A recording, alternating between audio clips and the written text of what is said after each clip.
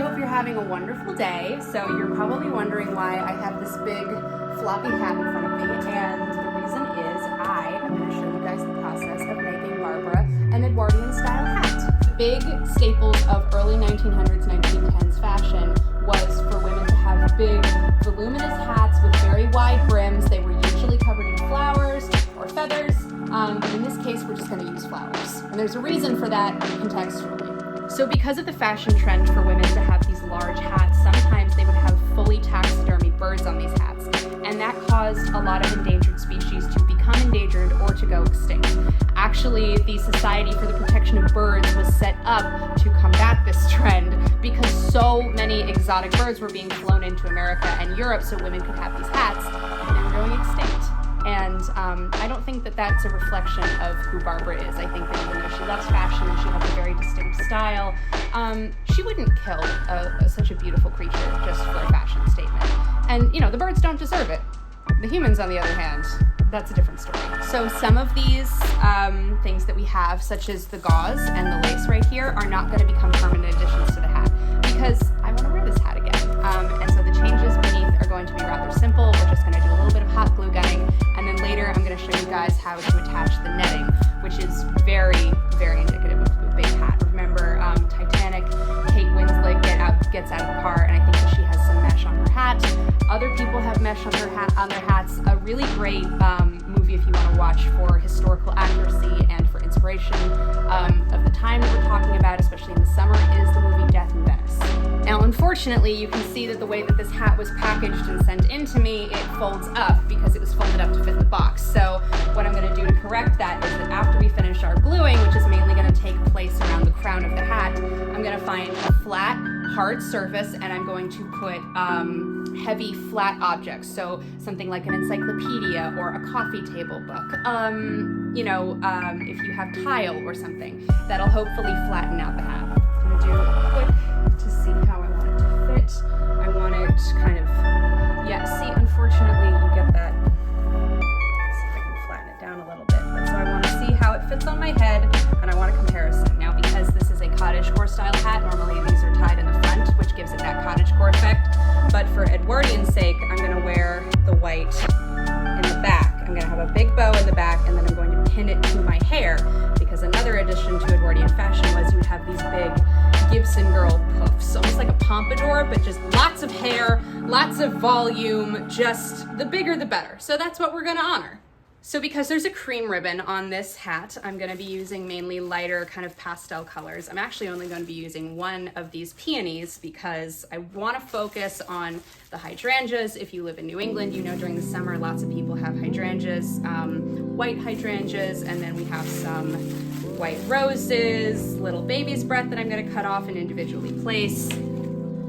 So we're going to have one peony, and you're probably wondering, Lauren, why do we only have one peony and why is it pink? Well, because in Eastern tradition, peonies are always associated mainly with nobility, especially with the Eastern culture that we have our new friend representing. And pink is always associated with maternity, with motherhood, with femininity, so we have that one little nod, even if Barbara didn't intend for it to be, it's a little wink, it's a little bit of twist of fate, it's a little bit of like, you didn't mean for it to be there, but it's there, and then you find out later, having that one peony in your hat maybe have made somebody look at you a little bit longer than they would have. So one of my mom's favorite books is from this author that has come to be researched in Salem, especially to go to Yidun, which is the constructed Chinese house that we have here.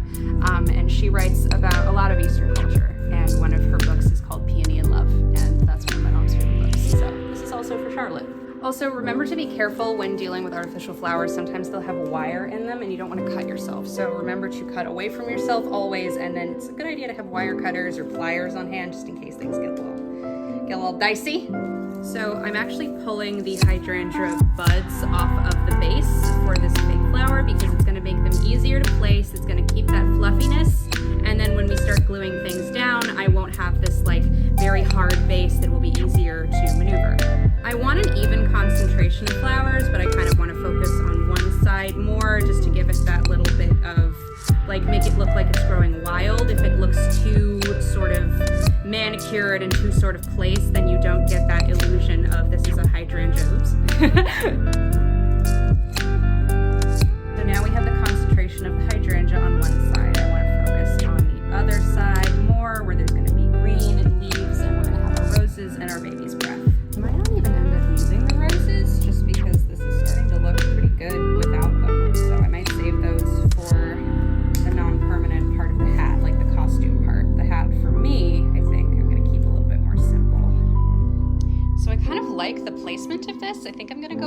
and glue it.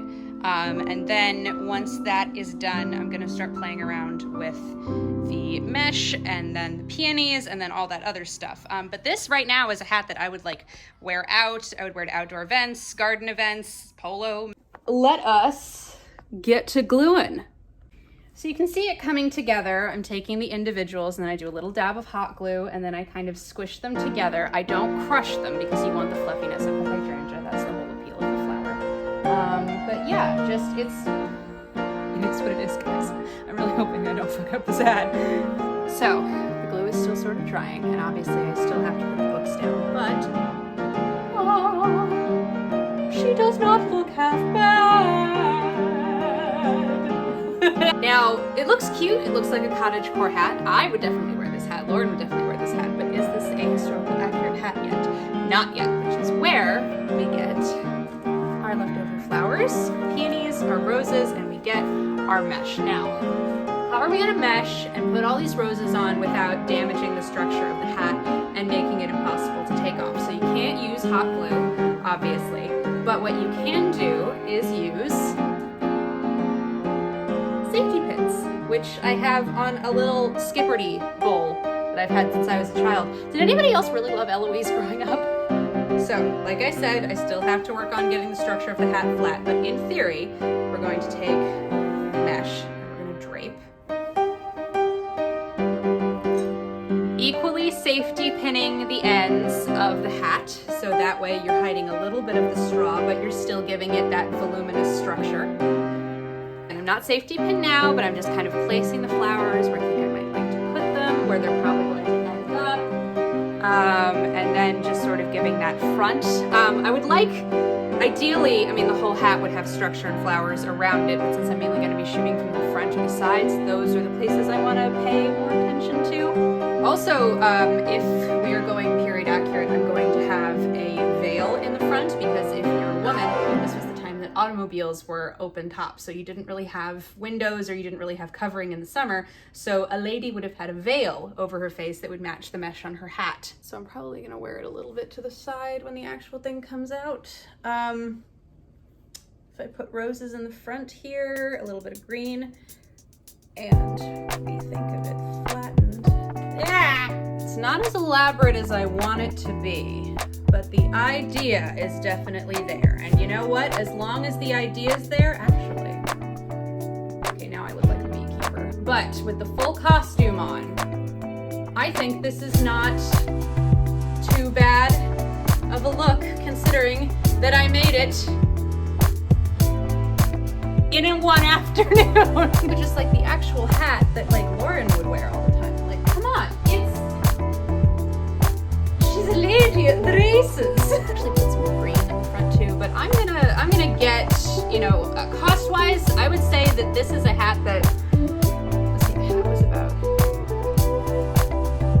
$50, but if you were gonna get something like this made, it would probably be twice the price, maybe even 3 times, so I'm pretty proud of myself. Got like a nice tea dress, something strapless, kind of fun, maybe like a white or a pink, then it has that very like, it has a very 50s Dior silhouette, and also it's reversible.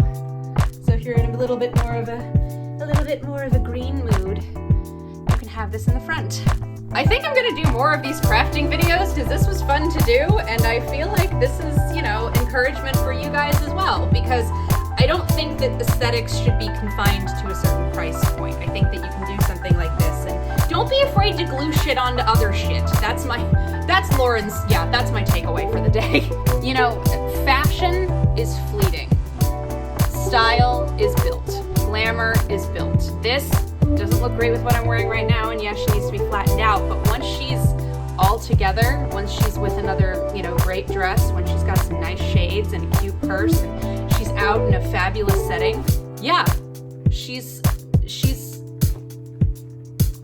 the it. She is it. This is it, okay?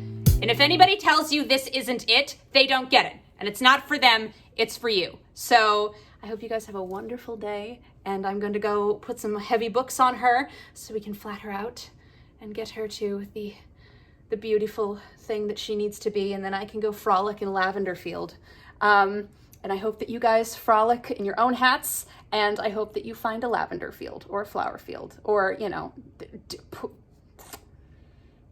fields are irrelevant. Just wear the damn outfit. Bye, guys!